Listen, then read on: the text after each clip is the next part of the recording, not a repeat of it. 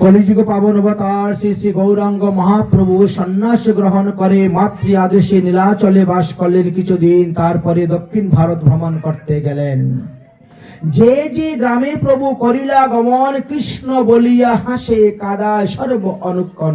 সমস্ত ভক্তদেরকে, যত মায়াবাদী ছিল, যত রকম লোক ছিল, সবাইকে তিনি কৃষ্ণ মন্ত্র উপদেশ দিতেন আর কৃষ্ণ বলেই তাদেরকেও কাঁদাতেন। এইভাবে বহু তীর্থ ভ্রমণ করতে করতে করতে করতে মহাপ্রভু কুম্ভ তীর্থেতে গিয়ে উপস্থিত হয়েছিলেন। সেখানে কুম্ভদেবের মন্দির দর্শন করে আনন্দে নৃত্য করেছিলেন। সেই গ্রামেতে বসে এক বৈষ্ণব ব্রাহ্মণ আসিয়া মহাপ্রভুকে করিল নিমন্ত্রণ। মহাপ্রভু তখন তার বাড়িতে গেলেন। সেই ব্রাহ্মণ মহাপ্রভুর পাদপ্রক্ষালন করল। মহাপ্রভুর চরণযুক্ত জল তারা সবংশে খাইল। মহাপ্রভুর ভোজনের রান্নার ব্যবস্থা হইল। মহাপ্রভু ভোজনকে প্রসাদ পেয়ে বিশ্রাম করলেন। বিকালবেলা সেখানে হরিনাম সংকীর্তন আরম্ভ হলো। পাঠ কীর্তন শুরু হয়ে গেল। সেই গৃহে রহি কৃষ্ণ নাম নিরন্তর লইলা, যারে দেখে তারে প্রভু কৃষ্ণ নাম উপদেশে দিলা। আমার আজ্ঞায় গুরু হইয়া তা এই দেশে কত না বদিবে তোমায় বিশেষত রঙ্গে। তারপরে সেই ব্রাহ্মণকে আদেশ দিলেন, তুমিও সবাইকে কৃষ্ণ নাম দান করো। তোমাকে গুরুপদে অধিষ্ঠিত করলাম, তুমি সবাইকে দীক্ষা মন্ত্র প্রদান করো। তারপর মহাপ্রভু পরের দিন সকালে সেই ব্রাহ্মণের কাছ থেকে বিদায় নিয়ে তিনি রওনা হয়ে গেছেন। তার কিছুক্ষণ পরেই কুষ্ঠ রোগী বাসুদেব নামে এক বিপ্র, সে শুনল যখন মহাপ্রভু এসেছেন, একজন সন্ন্যাসী এসেছেন, বড় পরম বৈষ্ণব, তাই সেই বাসুদেব কুষ্ঠ রোগগ্রস্ত ব্যক্তি আসছে মহাপ্রভুকে দর্শন করার জন্য। অতি কষ্টে এসেছেন। আসার পরে ওই ব্রাহ্মণ কি বলল, তিনি তো এখন নেই, তিনি তো আজকে সকালেই আমাদের এখান থেকে বিদায় নিয়ে তিনি অন্যত্র চলে গেছেন। এই কথা শ্রবণ করে সেই কুষ্ঠ রোগগ্রস্ত বাসুদেব ভূমিতে পড়িয়া কাঁদতে শুরু করলো। আহা, আমি যে বাসনা নিয়ে আসছিলাম, যে কামনা নিয়ে আসছিলাম, আমি পারলাম না। সেই আমার কপাল এতই খারাপ যে আমি সেই সন্ন্যাসীকে দর্শন করতে পারলাম। যখন সে কাঁদতে কাঁদতে বিভোর হয়ে গেছে, মহাপ্রভু তখন সেখানে প্রকট হয়ে গেলেন। মহাপ্রভু প্রকট হয়ে সেই কুষ্ঠ রোগগ্রস্ত ব্যক্তিকে ধরে আলিঙ্গন করলেন, আর আলিঙ্গন করার সঙ্গে সঙ্গে তার দেহ থেকে কুষ্ঠ রোগ ভালো হয়ে গেল। অতি চমৎকার, ভালো হয়ে গেল। তিনি স্তুতি করতে লাগলেন, প্রভু আমি বড় অপরাধী, বড় অভিমানী, বড় অহংকারী, আপনি কৃপা করে আমার অভিমান অহংকারকে নাশ করুন বলে প্রভুর চরণে পড়ে গেছে। তো কুষ্ঠ বিপ্র বলছে, হা এ তিন ভুবনের আর দয়ার ঠাকুর নাই, গৌরা বর পতিত পাব, গৌরা বর পতিত পাব, আর গৌরা বর পতিত পাব, গৌরা বর পতিত পাব। আরে ভাই ভজ গৌর তাদের চরণ, ভজ গৌরের চরণ,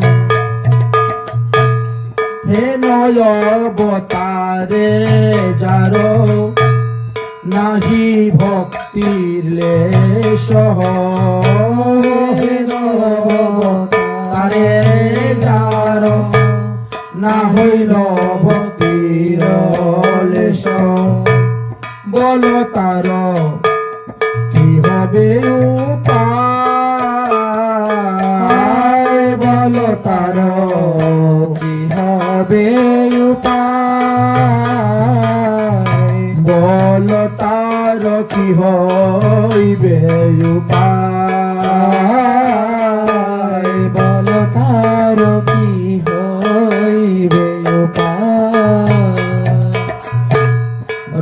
রবির কিরণে যার আকি পরশন নইল, রবির কিরণে যার আকি পরশন নইল, বিরাধা বঞ্চিত ভেল তাই, বিধাতা বঞ্চিত ভেল তাই। হেম জল ধর কায় প্রেম ধারা বরিষয়, হেম জল ধর কায় প্রেম ধারা বরিষয়, করুণাময় অবতার, করুণাময় অবতার। গৌরাঙ্গেন প্রভু পেয়ে যেই জন শীতল নইল,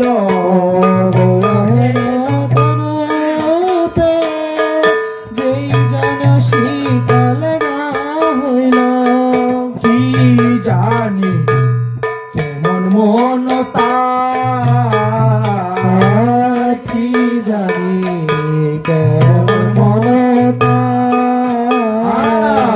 আর কি জানি কেমন মন তার, কি জানি কেমন মন তার। কলি ভব সাগরে নিজ নাম হেলা করে, সাগরে নিজ নাম হেলা করে, আপনে গৌরাঙ্গ করে পার, আপন গৌরাঙ্গ করে পাস, তবে সে ডুবিয়া মরে, কে তারে উদ্ধার করে, তবে সে ডুবিয়া মরে, কে তারে উদ্ধার করে, প্রেমানন্দ করে পরিহাস, প্রেমানন্দ করে পরিহার, প্রেমানন্দ করে পরিহার, প্রেমানন্দ করে পরিহার। তাই এই কলিযুগে যদি আমরা গৌরাঙ্গ না ভজি, গৌরাঙ্গের নাম কীর্তন না করি, গৌরাঙ্গের নাম জপ না করি, তাহলে আমাদের উদ্ধারের আর কোনো উপায় নেই। প্রভু কহেন, কবু তোমার না হইবে অভিমান, নিরন্তর করো তুমি কৃষ্ণ কৃষ্ণ নাম। সেই কুষ্ঠরোগী বাসুদেবকে উপদেশ দিলেন, হে বসুদেব, তুমি কৃষ্ণ নাম করো। কৃষ্ণ উপদিয়া তারে জীবন স্তর, অচিরাতে কৃষ্ণ তোমায় করিবে অঙ্গীকার। এত বলি প্রভু হইলা অন্তর্ধান। শেষ। ওখান থেকে হঠাৎ করে তিনি নেই। যখন ওই কুর্ম তীর্থের বিপ্র জানতে পারল, আশ্চর্য, তিনি তো সকালবেলা এখান থেকে চলে গেছিলেন। আরে এমন ধন পেয়ে আমি হারাইলাম, যাকে আমি সন্ন্যাসী জ্ঞানে আমার বাড়িতে এনে সেবা দিলাম, তিনি যে স্বয়ং ভগবান এটা তো জানতে পারলাম না, বুঝতে পারলাম না। কারণ অবতার নাহি বলে আমি ভগবান, এটা কিন্তু বলে না। এই জন্য সাধারণ লোক বুঝতে পারে না। যাই হোক, মহাপ্রভু ধীরে ধীরে ধীরে ধীরে বহু তীর্থ ভ্রমণ করতে করতে শরৎকালে তিনি গোদাবরী নদীর তীরে উপস্থিত হয়েছিলেন 1511 খ্রিস্টাব্দে।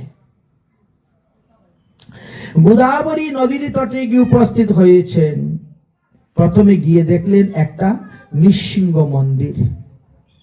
দর্শন করে সেখানে দণ্ডবত প্রণাম করলেন। নৃসিংহ দেখিয়া কইলা দণ্ডবত প্রণতি প্রেমাবেশে প্রভু নৃত্য করিলেন বহু স্তুতি। সেখানকার পূজারীর থেকে মালা চন্দন নিলেন, প্রসাদী দিল। সেখানে প্রসাদ খেয়ে রাত্রি বিশ্রাম করলেন। বৈষ্ণব ধর্ম শিক্ষা দিলেন সেই পূজারীকে। সকালবেলা গোদাবরী নদীতে স্নান করতে গিয়েছেন। গোদাবরী দেখি প্রভুর হইল যমুনা স্মরণ, তীরের বন দেখিয়া স্মৃত হইল বৃন্দাবন। আরে তাহলে তো আমি যমুনা নদীতে শিখেছি, বৃন্দাবনে শিখেছি, এরকম ভাব। সেই বনে কতক্ষণ করি কীর্তন নৃত্য, গোদাবরী পার হইবার হইলা চিন্তিত। গোদাবরী নদী পার হতে হবে। এবার তারা স্নান করে নি, সকালবেলা স্নানান্নিকের কাজটা সেরে নি। তাই ঘাটের এক পাশে, ঘাট হইতে অনতি দূরে, ঘাটে নয়, ঘাটে তো বহু লোক আসবে স্নান করতে, কত ধরনের লোক আসবে ঘাটে, তার তো অন্ত নাই। এই জন্য মহাপ্রভু ঘাট হইতে একটু দূরে, অনতি দূরে একটা স্থানেতে বসে স্নান করলেন, করে তিলক করে আহ্নিক করতেছেন। এমন সময় রায় রামানন্দ তিনিও ওই ঘাটেই আসতেছেন পিতৃপুরুষের তর্পণ করার জন্য।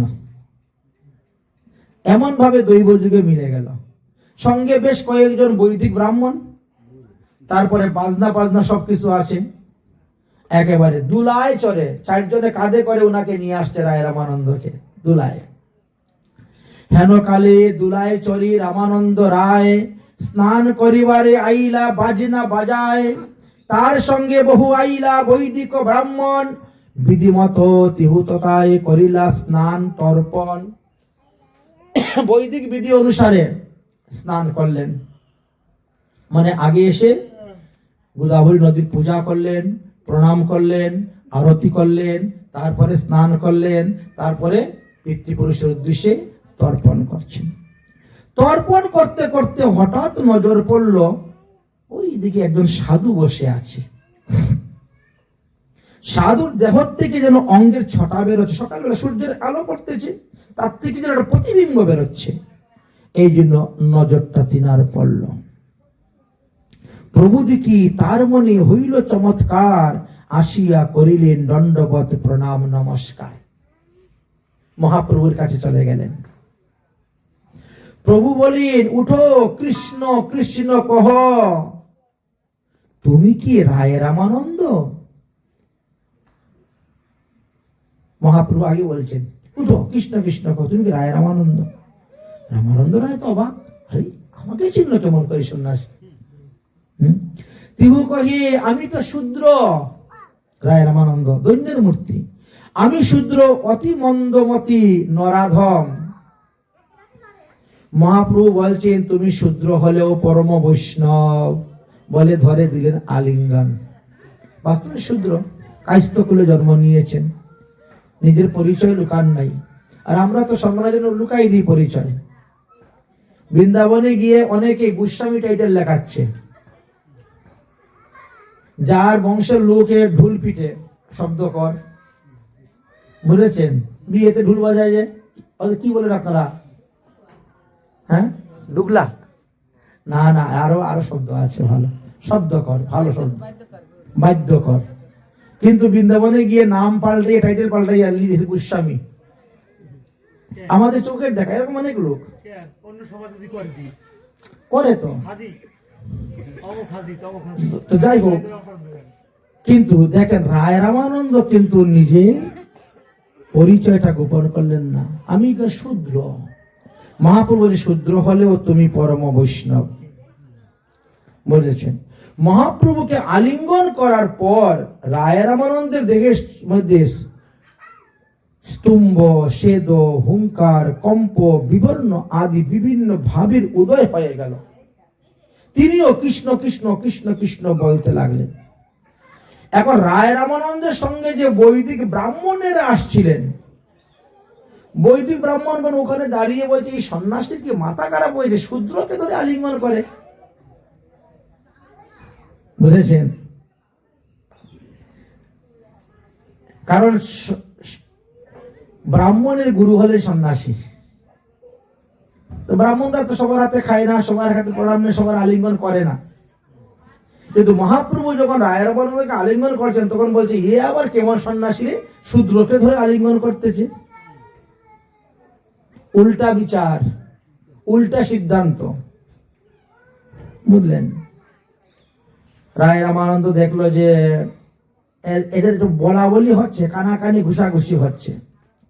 রায় রামানন্দ তখন নিজের ভাবটা নিজে সংবরণ করে নিলেন, করে বললেন প্রভু আমি সন্ধ্যার সময় আসব আপনার সঙ্গে দেখা করার জন্য, আমি একা সন্ধ্যার সময় আসব। এখন আমার সঙ্গে বৈদিক ব্রাহ্মণগণ আছেন, অতএব এখন কিছু বলা যাবে না। মহাপ্রভু বলছে ঠিক আছে তাই আসো, তোমার জন্য না হয় আজকে রাত্রে আমি একাই থাকবো। রায়রামা বলে আজকে রাত্রে না একা নয়, অন্তত 5-7 দিন না থাকলে আমার মতো পাপীরে উদ্ধার করতে পারবেন না। 5-7 দিন যদি কৃষ্ণ কথা হয় তবে গিয়ে হয়তো আমার মনটা কিছুটা শোধন হইতে পারে। পাপে ভর্তি শরীর তো, কুসংস্কারে ভর্তি। আমরা শুনি এক, বুঝি এক, করি আরেক। যত কুসংস্কার সব আমাদের ভিতরে ভর্তি। তো 1 দিন 2 দিনে এতগুলা কুসংস্কার দূর হবে? হবে না, অন্তত পক্ষে 5-7 দিন থাকতে হবে। প্রভু বলছেন তাই হবে, তাই হবে। আর তোমার মতো একজন বৈষ্ণবের সঙ্গ পাওয়া বড় বিরল।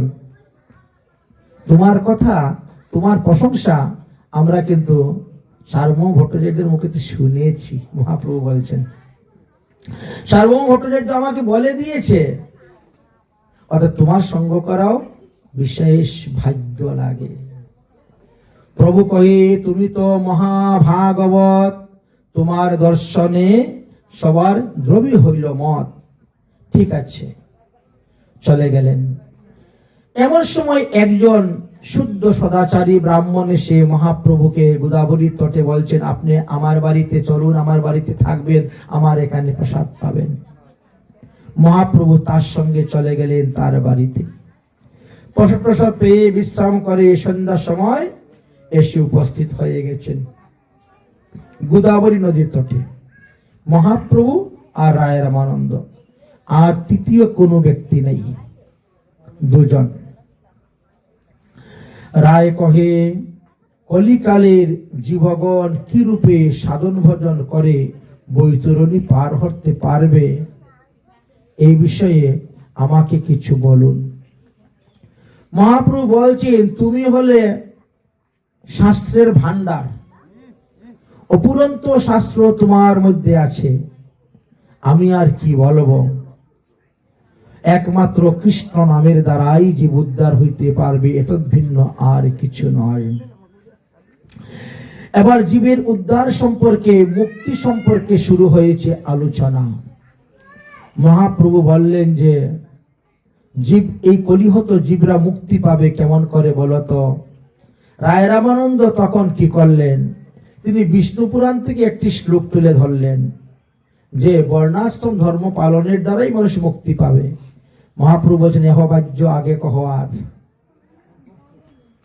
বর্ণাশ্রম ধর্ম করলে মুক্তি হয় না। 4 বর্ণাশ্রমী যদি কৃষ্ণ নাহি ভজে, স্বধর্ম করিলেও নরকে পরি মজে। স্বধর্ম পালন করলে হয়ে যাবে না। একজন পিতার ধর্ম, তার মেয়েকে লালন পালন করা, ছেলেকে লালন পালন করা, স্ত্রীকে লালন পালন করা, তাদের খাওয়া দাওয়া দেওয়া, তার দেখাশোনা করা, এটা স্বধর্ম। তাই এতে হয়ে গেল তার মুক্তি না তো। অতএব এহ বাহ্য আগে কহ আর। তখন তিনি গীতার নবম অধ্যায়ের 27 নম্বর শ্লোক তুলে ধরলেন। মহাপ্রভু বলছেন এহ হয়, কিন্তু আগে কহ আর। এর থেকে আরো উত্তম সিদ্ধান্ত থাকলে বলো। তখন রায় রামানন্দ ভাগবত থেকে শ্লোক ধরলেন। তখন মহাপ্রভু বড় সন্তুষ্ট হয়ে গেলেন। প্রভু কোনে হে হয়, এহ হয়, ঠিক আছে। এইবার শুরু হলো প্রশ্ন উত্তর, প্রশ্ন উত্তর। মহাপ্রভু প্রশ্ন করতেছেন, রায় রামানন্দ উত্তর দিচ্ছেন। এইভাবে দুজনের মধ্যে কৃষ্ণ কথা চলতে চলতে সমস্ত রজনী শেষ হয়ে গেল, ভোর হয়ে গেল। সকালে লোকজন এসে গেছেন। প্রভু বলছেন তাহলে আজকে কৃষ্ণ কথা থাক, লোকজনের মধ্যে হবে না।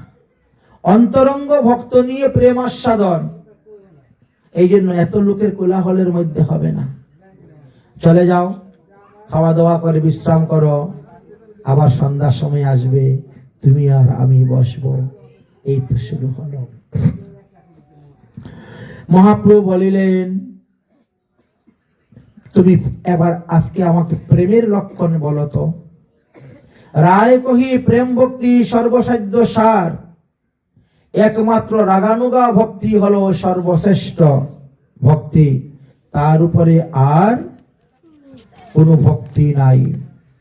তো রাগানুগা ভক্তি কত প্রকার, কি কি কিভাবে করা যাবে?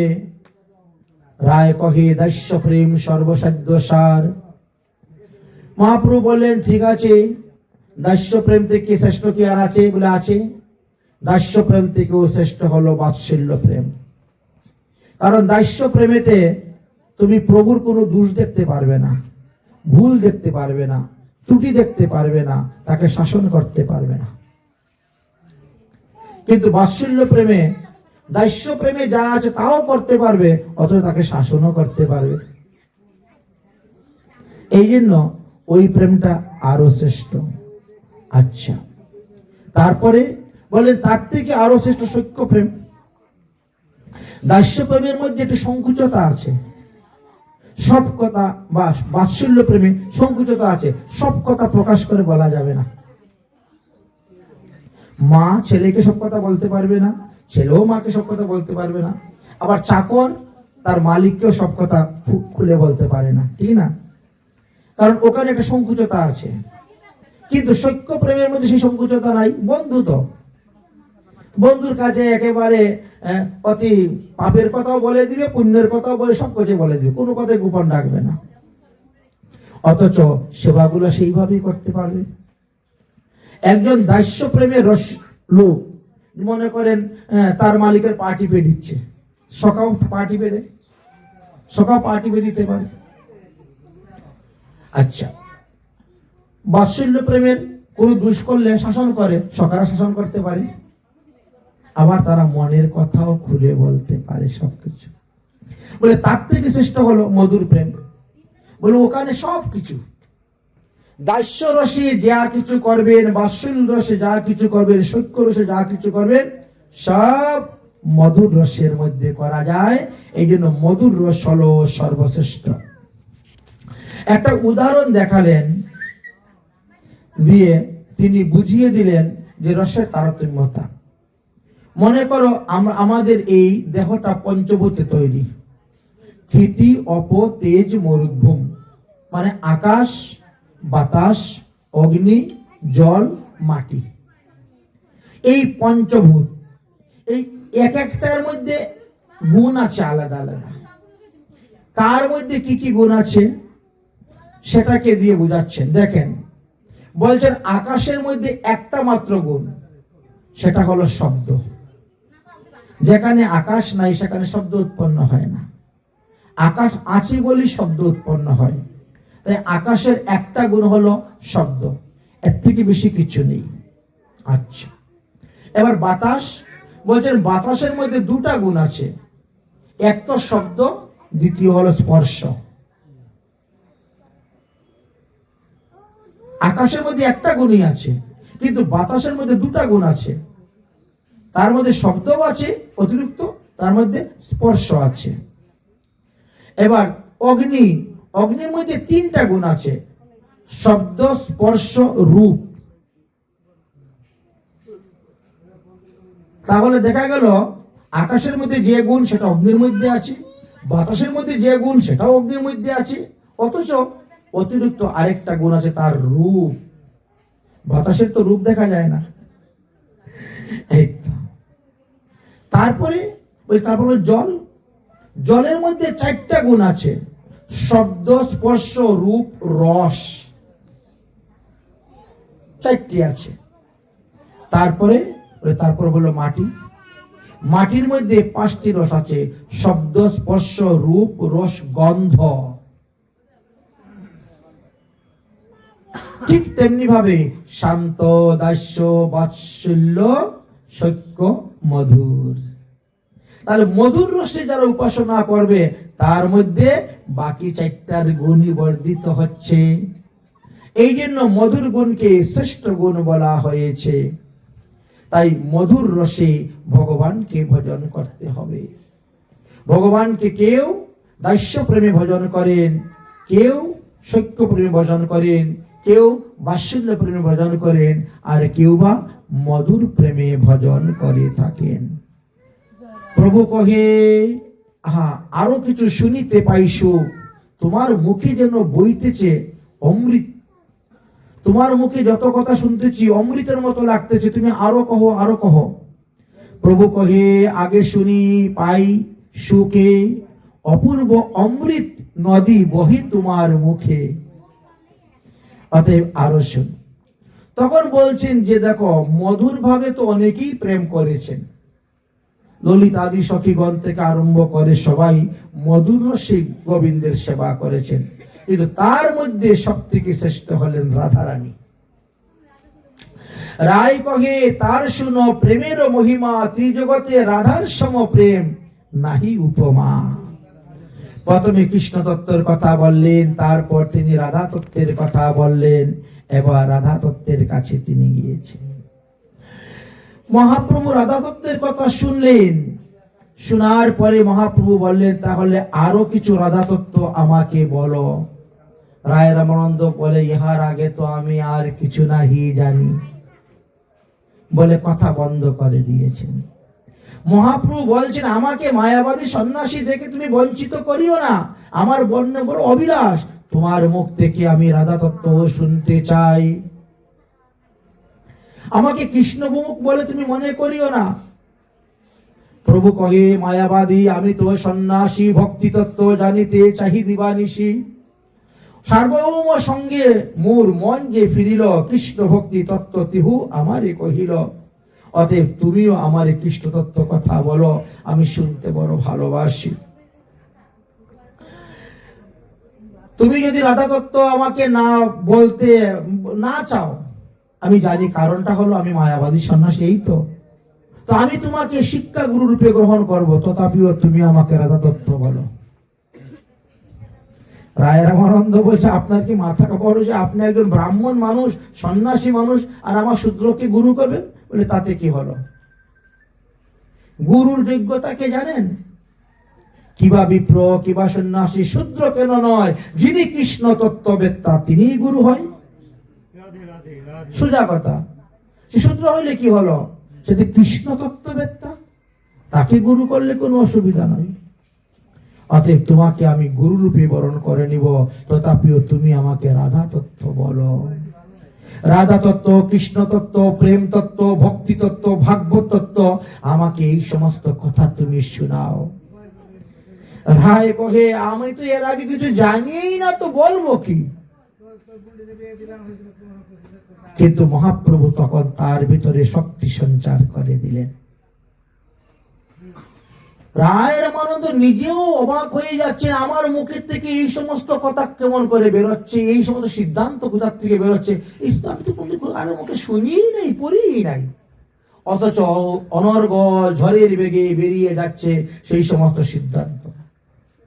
বলতে বলতে বলতে বলতে রায় তখন বুঝতে পারলো যে ইনি হলেন নাটের গুরু, আমার সামনে যিনি বসে আছেন। রায় কহে, আমি নট, তুমি সূত্রধর, যেই মতো নাচাও সেই মতো নাচি। মোর জিহ্বায় বিনা যন্ত্র, তুমি বিনা ধর, আর তোমার মনে যাহা উদয় হয় তাহা আমার জিহ্বায় উচ্চারয়। এইবার ধরে বলছেন, শুনো প্রভু কৃষ্ণের স্বরূপ। এই বলে এবার কৃষ্ণের স্বরূপ তত্ত্ব বললেন, রাধা রানী স্বরূপ তত্ত্ব বললেন। একদম সমস্ত তত্ত্ব কথা বলতে বলতে বলতে বলতে রাত্রি প্রভাত হয়ে গেল। সকালবেলা সবাই চলে গেলেন যার মতো। আবার আগামী দিন রাত্রিবেলা আসা হবে, আবার হবে, এইভাবে চলছে। এবার তৃতীয় দিন রাত্রিতে এসে উপস্থিত হয়ে গেছে। শুরু হয়েছে দুজনের মধ্যে প্রেম তত্ত্ব, লীলা কথা আস্বাদন করতে। সাধ্য সাধন তত্ত্ব সম্পর্কে আলোচনা করা হয়েছে। সেই সাধ্য সাধন তত্ত্ব নিয়ে আলোচনা করছেন। সিদ্ধান্ত হলো একমাত্র ব্রজেন্দ্র নন্দন শ্রীকৃষ্ণই হলেন ভজনের যোগ্য, আর কাউকে ভজন করলে আমরা উদ্ধার হতে পারব না। প্রভু এবার প্রশ্ন করছেন, আচ্ছা বলো তো দেখি, বিদ্যার মধ্যে কোন বিদ্যা জীবের হয় সার? রায় কহিন, কৃষ্ণ ভক্তি বিনা শ্রেষ্ঠ বিদ্যা নাহি আর। প্রভু কহেন, জীবের কীর্তির মধ্যে কোন কীর্তি বড়? রায় কহে, কৃষ্ণ দাস পদবী সর্বশ্রেষ্ঠ হয়, এর থেকে বড় পদবী আর নেই। প্রভু কহেন, সম্পত্তির মধ্যে জীবের কোন সম্পত্তি বড়? রায় কহেন, রাধা কৃষ্ণের প্রেম যার সেই বড় ধনী। ধনী বড়, যে রাধা কৃষ্ণের ভক্তি লাভ করতে পেরেছে, প্রেম লাভ করতে পেরেছে, তার থেকে বড় ধনী আর কেউ নেই। প্রভু কহেন, দুঃখের মধ্যে গুরুতর দুঃখ কোনটি? রায় কহে, কৃষ্ণ ভক্তির বিরহ হলো সব থেকে বড় দুঃখ। যদি কোনো কৃষ্ণ ভক্ত প্রাপ্তি হয়ে যান, চলে যান, তখন খুব দুঃখ উপস্থিত হয়ে থাকে। শিরে বাজ পরে যদি পুত্র মরি যায়, তাহা সহি তবু ভক্ত বিচ্ছেদ সহন না যায়। প্রমাণ আছে, হরিদাস ঠাকুর যখন চলে গেছিলেন কি অবস্থা হয়েছিল মহাপ্রভুর। আমরাও সেখানে গিয়ে পৌঁছবো ধীরে ধীরে, তো সেটা হবে সপ্তম দিবসের পাঠ। প্রভু কহিন, মুক্তির মধ্যে কোন মুক্তি জীবে করি মানি? রায় কহিন, কৃষ্ণ প্রেম যার সে তো মুক্তির শিরোমণি। কৃষ্ণ প্রেম যিনি লাভ করছেন। প্রভু কহেন, গানের মধ্যে কোন গান জীবের নিজ ধর্ম? রায় কহেন, রাধা কৃষ্ণের প্রেম লীলা সেই গীত শ্রেষ্ঠ মর্ম। এই গানের উপরে আর কোনো গানই নেই। এইভাবে মহাপ্রভু এক এক প্রশ্ন করছেন, আর রায় রামানন্দ উত্তর দিচ্ছেন। শ্রীকৃষ্ণের বহুবিধ লীলার মধ্যে কোন লীলা সার? তখন বললেন যে একমাত্র বৃন্দাবন লীলা, ব্রজ লীলাই হলো সার। প্রভু কহেন, শ্রেয়ের মধ্যে কোন শ্রেয় জীবের হয় সার? রায় কহে, কৃষ্ণ ভক্তি বিনা শ্রেয় নাহি আর। প্রভু কহেন, কাহার স্মরণে জীব করিবে অনুক্ষণ?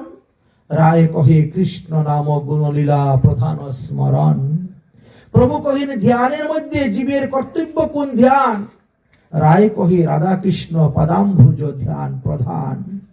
প্রভু কহেন, সর্বতে জিয়া জীবের কর্তব্য কাহাবাস? রায় কহেন, শ্রীধাম বৃন্দাবন যাহা লীলা রাস। সমস্ত সিদ্ধান্তের সার আলোচনা করা হচ্ছে। প্রভু কহেন, শ্রবণের মধ্যে জীবের কোন শ্রবণ সার?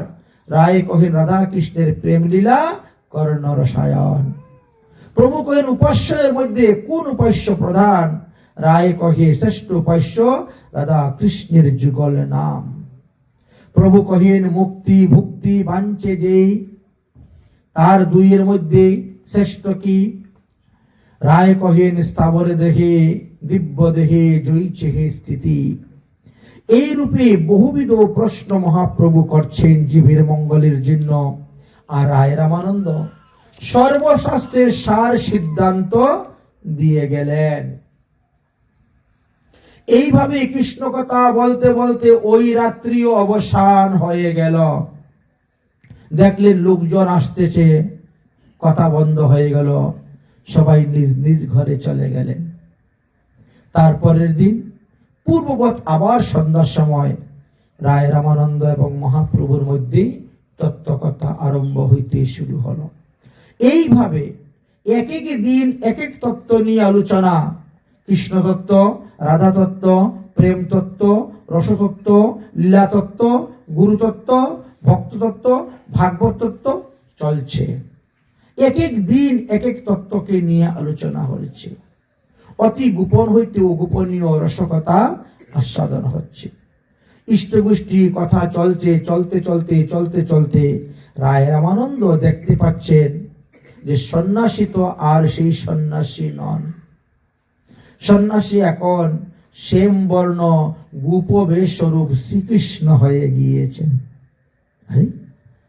একই আশ্চর্য।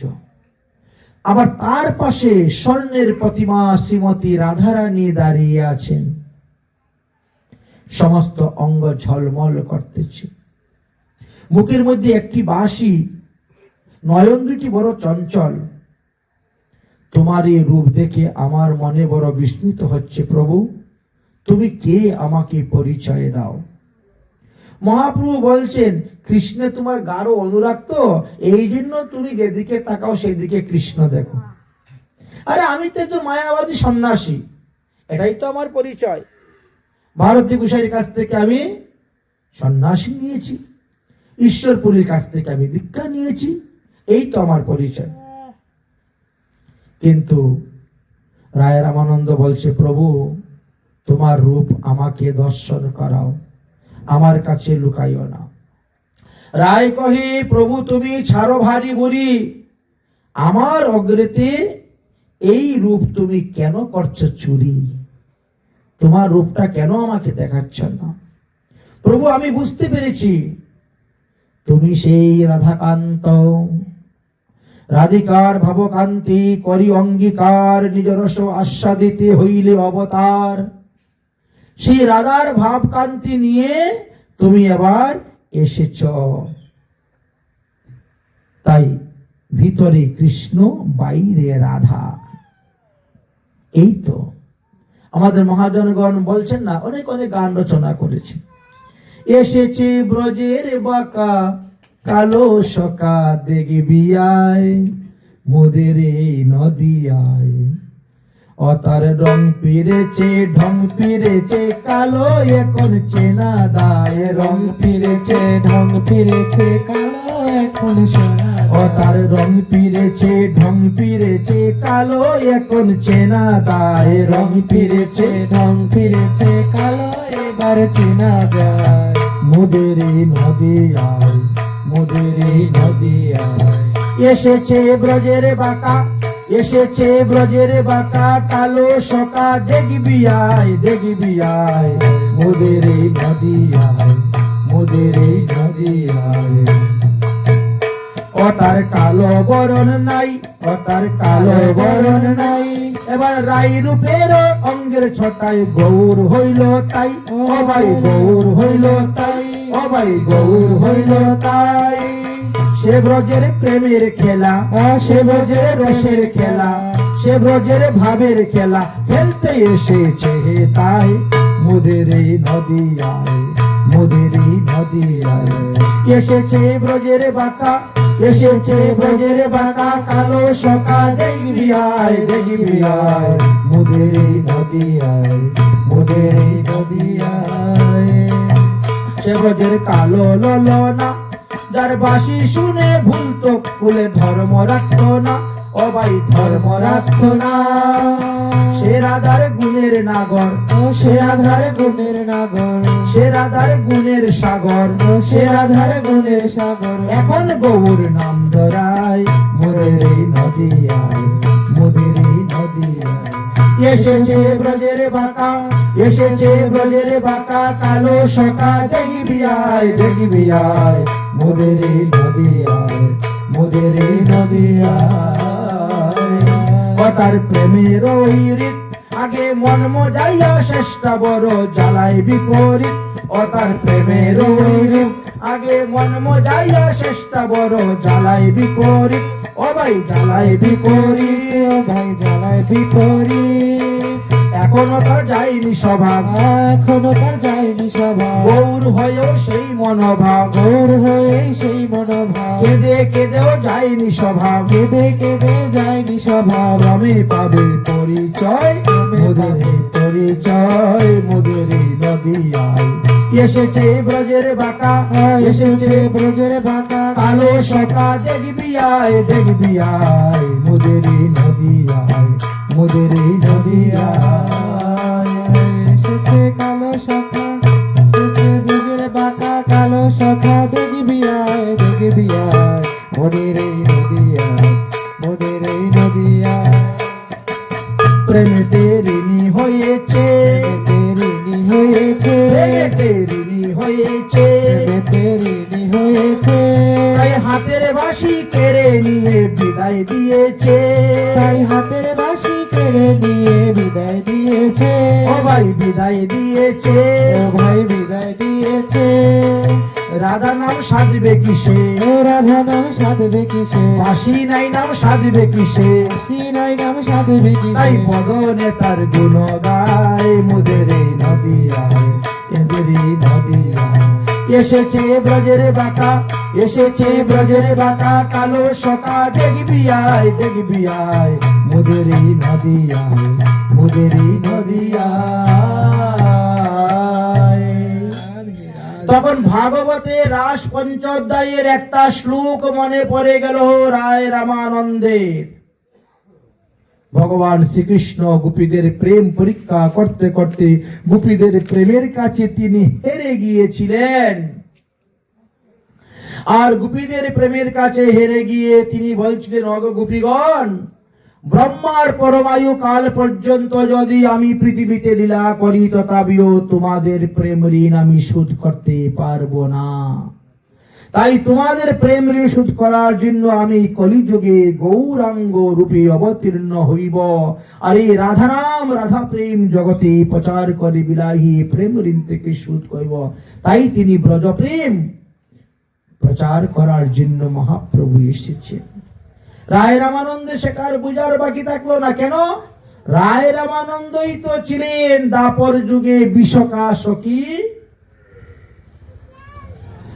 দাপর যুগে যিনি রাধারানীর অষ্টসখীর মধ্যে বিশকা সখী ছিলেন, তিনি তো এবার রায় রামানন্দ রূপে অবতীর্ণ হয়েছেন।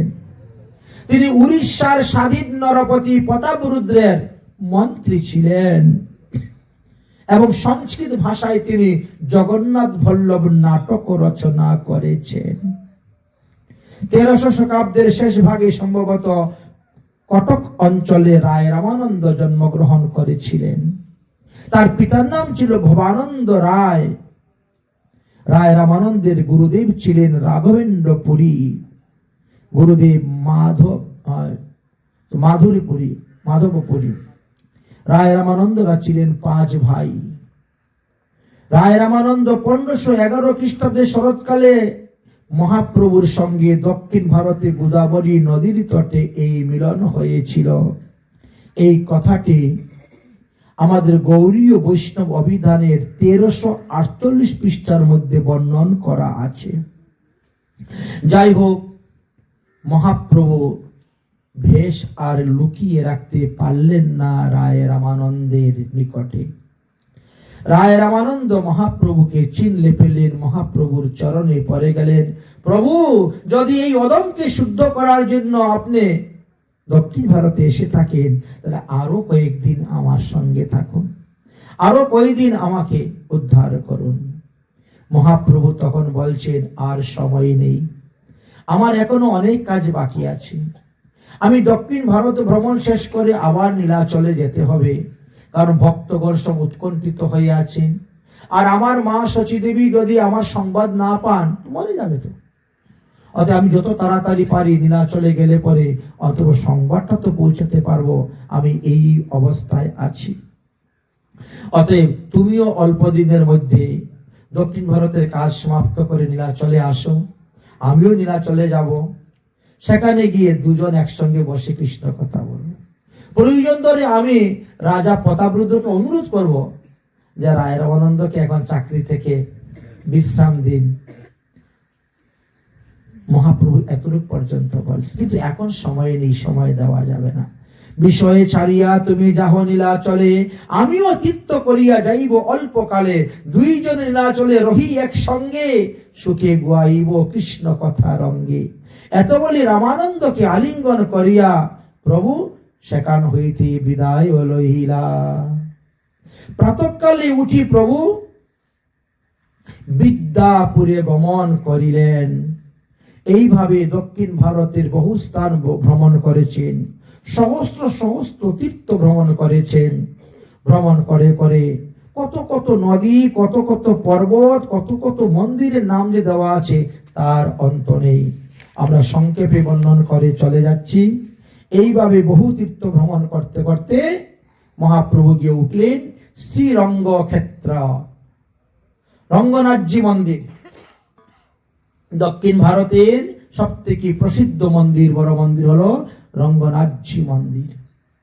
সেই রঙ্গনাথজি মন্দির সে গিয়ে দেখেন এক যুধিষ্ঠির ব্রাহ্মণ, তিনি রঙ্গনাথজি মন্দিরের বারিন্দায় বসে গীতা পাঠ করতেছেন।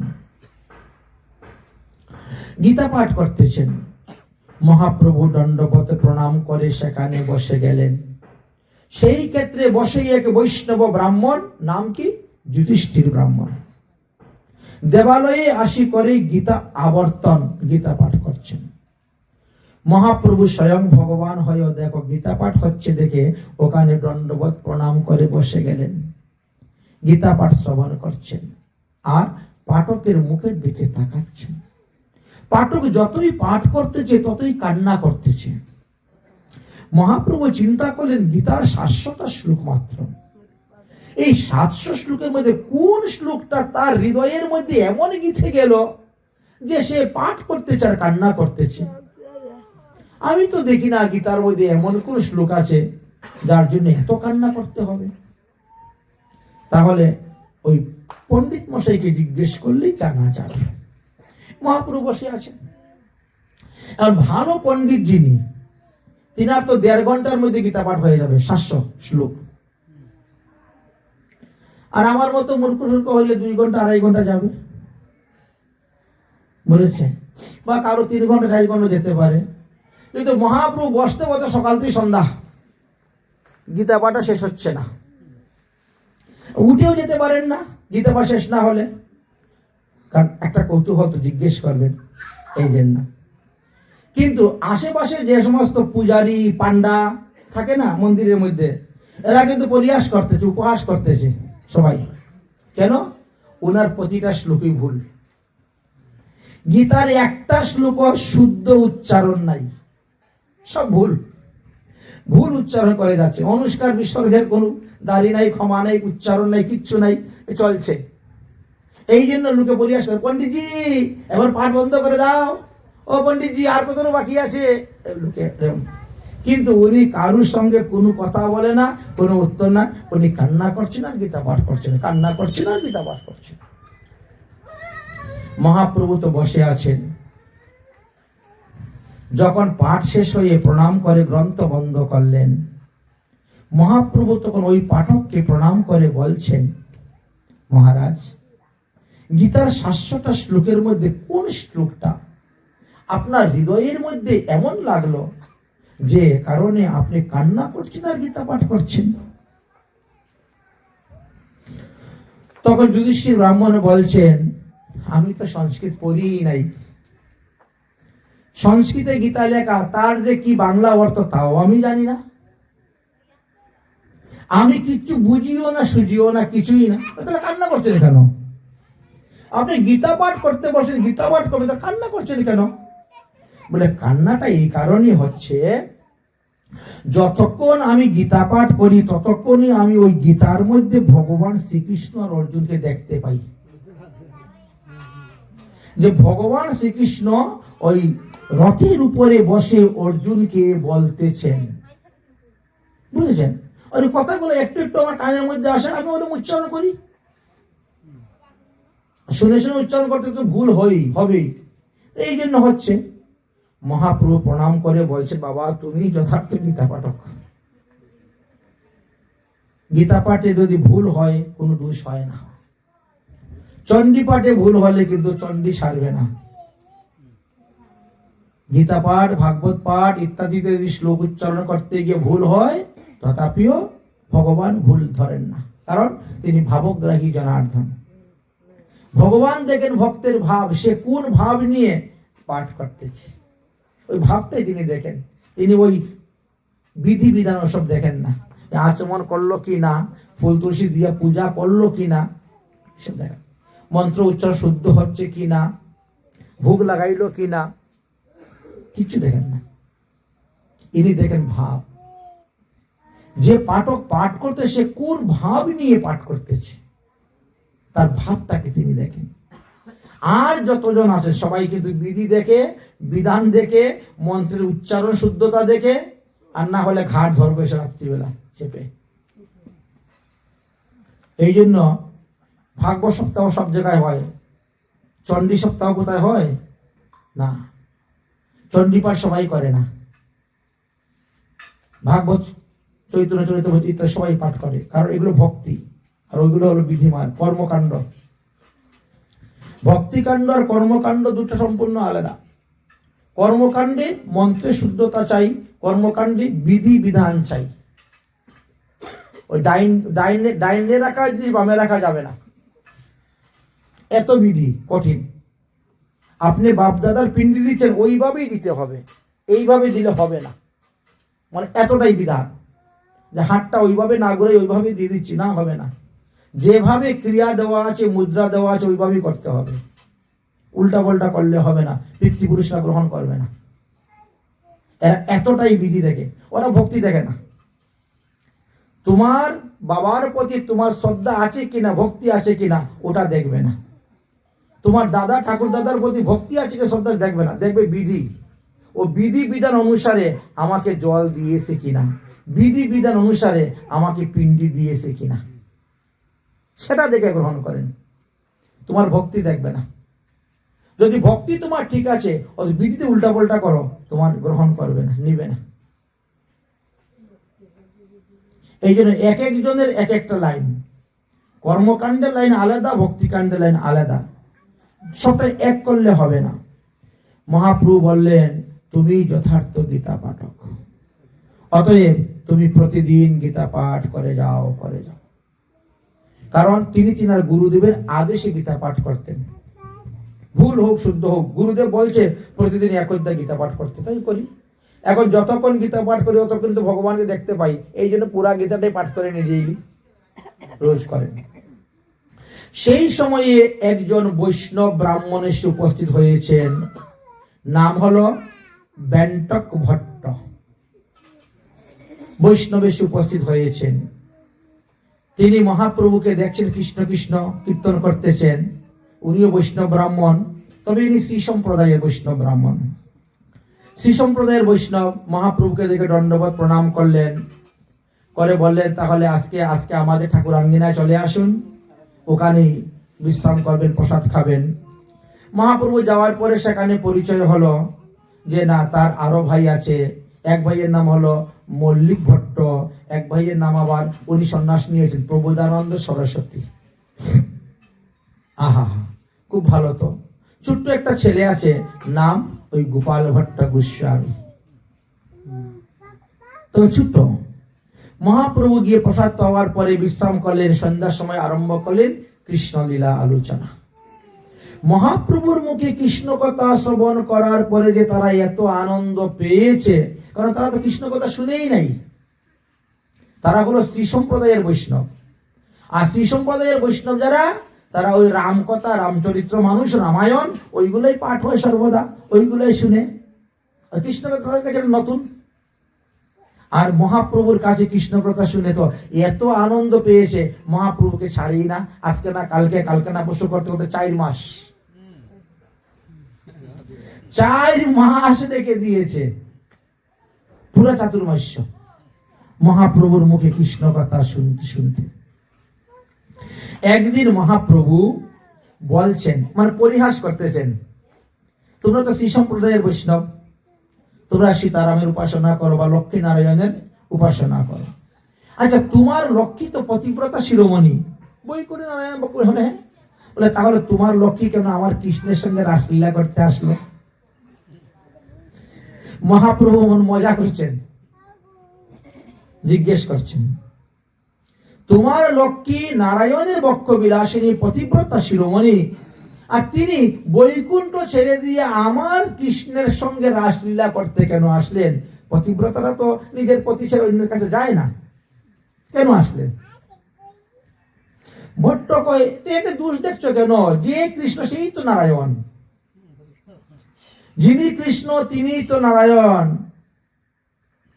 তো এখানে দোষের কি আছে?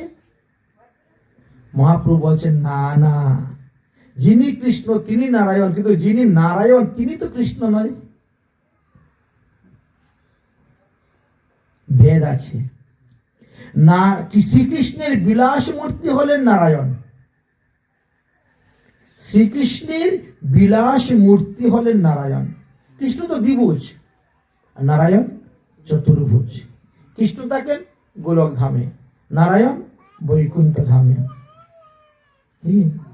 কৃষ্ণের একজন স্ত্রী রাধারানী, নারায়ণের 4 জন স্ত্রী লক্ষ্মী, সরস্বতী, তুলসী, গঙ্গা।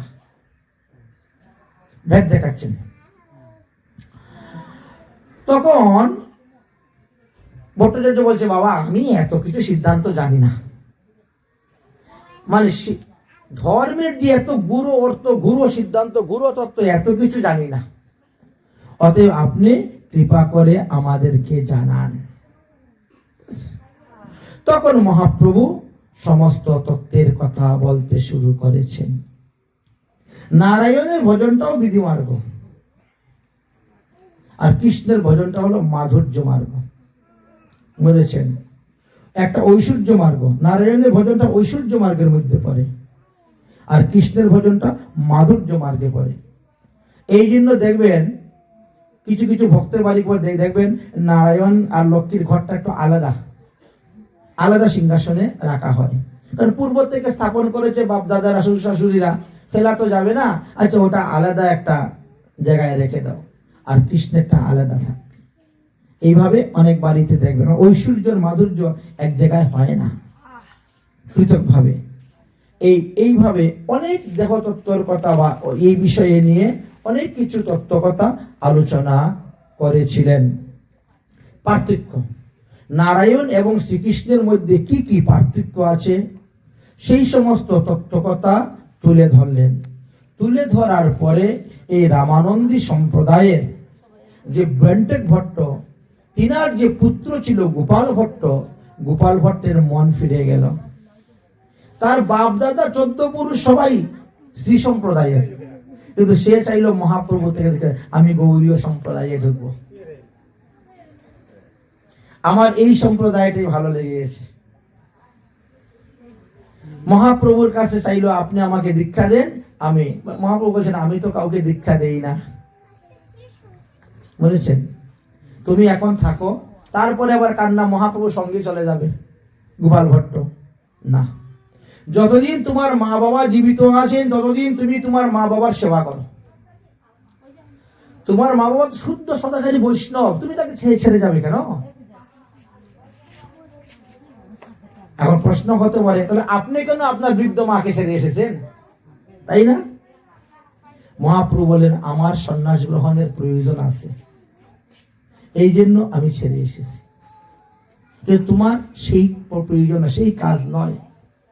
তাই তুমি গৃহে থেকে মা বাবার সেবা করো, তোমার মা বাবার মৃত্যুর পর তুমি আমার কাছে আসবে, বৃন্দাবনে আসবে। বৃন্দাবনে এই যে 6 গোসাইয়ের মধ্যে গোপাল ভট্ট গোস্বামী, তিনার কথাই বলা হচ্ছে। হ্যাঁ, তিনার কথাই বলা হচ্ছে। মহাপ্রভু কৃষ্ণ এবং নারায়ণের মধ্যে পার্থক্য দেখাইতে দেখাইতে বহু সিদ্ধান্ত দেখিয়েছেন। সেই সিদ্ধান্ত শুনতে শুনতে শুনতে শুনতে বন্টক ভট্টের মুখে এখন কৃষ্ণ কৃষ্ণ শুরু হয়ে গেছে। আগে তো রাম রাম, आगे तुझे माला जगते सीताराम सीताराम सीताराम सीताराम सीताराम सीताराम सीताराम कही है जाहे विधि राखे राम ताही विधि रही है सीताराम। কিন্তু মহাপ্রভুর মুখ থেকে সিদ্ধান্ত শুনতে শুনতে কৃষ্ণ কৃষ্ণ কৃষ্ণ কৃষ্ণ কৃষ্ণ কৃষ্ণ বলা শুরু হয়ে গেছে। মহাপ্রভু তখন বলছেন, প্রভু কহেন পূর্বে তুমি নিরন্তর কইলে রাম নাম, এবে কেন নিরন্তর করো কৃষ্ণ নাম? কারণটা কি?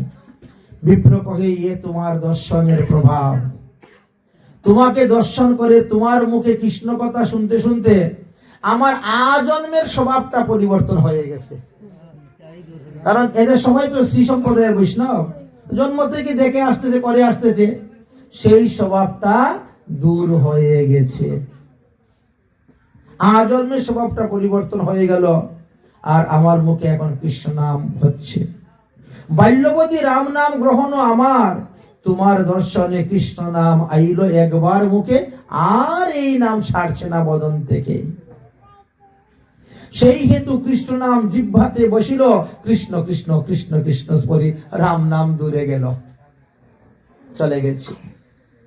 মহাপ্রভু বলছেন এতদিনে জানতে পারলে কৃষ্ণের মহিমা। তারপরে তিনি রাম নাম এবং কৃষ্ণ নামের মহিমার কথা আলোচনা করছেন মহাপ্রভু। রাম রাম অতি রামেতি রামে রাম মনোরমে সহস্রাভি তুল্যম রাম নাম বরাননে। ভগবান বিষ্ণুর 1000 বার নাম জপ করলে যেই ফল পাওয়া যায়, রামের নাম একবার জপ করলে সেই ফল পাওয়া যায়। বিপ্র আরোহ শুনো, ব্রহ্মাণ্ড পুরাণেতে লেখা আছে, সহস্র নামনাং পুণ্যানাম কিরাত্রাম বৃতিত ইয়াত ফলম একা বৃত্তাৎ কৃষ্ণস্য নামৈবত প্রয়শ্চতি। অর্থাৎ 3000 বার বিষ্ণু নাম নিলে, 3000 বার বিষ্ণু নাম নিলে যে ফল হয়, 100 বার রাম নাম নিলে যেই ফল লাভ হয়, মানুষ একবার কৃষ্ণ নামেই সেই ফল লাভ করতে পারে। এখানেও সমাপ্ত নয়। ক্রমদীপিকা নামক একখানা গ্রন্থের কথা তুলে ধরলেন। সেখানে ভগবান শ্রীকৃষ্ণ বলছেন, মম নাম সতে নৈব রাধা নাম তু সদুত্তমম যস্ত মরেত্তু সদা রাধা না জানি তস্য কিং ফলম। ভগবান শ্রীকৃষ্ণ বলছেন কি, আমার এই ভুবন পাবনী কৃষ্ণ নাম 100 বার জপ করলে যেই ফল পাওয়া যায়, একবার রাধা নাম জপ করলে সেই ফল পাওয়া যায়। তার মানে কি আরো বেশি হয়ে গেল? তাহলে 3 লক্ষ বার, 3 লক্ষ বার বিষ্ণু নাম করলে যেই ফল, 30,000 বার রাম নাম বললে যেই ফল, 100 বার কৃষ্ণ নাম করলে যেই ফল, একবার রাধা নামে এতগুলা ফল পাওয়া যাচ্ছে। এইভাবে দেখিয়ে দিলেন যে আমাদের এই গৌরীয় বৈষ্ণব সম্প্রদায়ে হলেন রাধারানী আশ্রয় তত্ত্ব। রাধারানী হলেন আমাদের আশ্রয় তত্ত্ব। আমরা রাধারানীর চরণাশ্রয় করে ভজন করিয়া থাকি। মহাপ্রভুর এই সমস্ত সিদ্ধান্ত শুনে তারা সবাই তখন থেকে কৃষ্ণ নাম করতে শুরু করলেন। এইভাবে 4 মাস তাদের বাড়ি থাকার পর মহাপ্রভু সেখান থেকে রওনা হলেন ঋষ্য পর্বতের দিকে।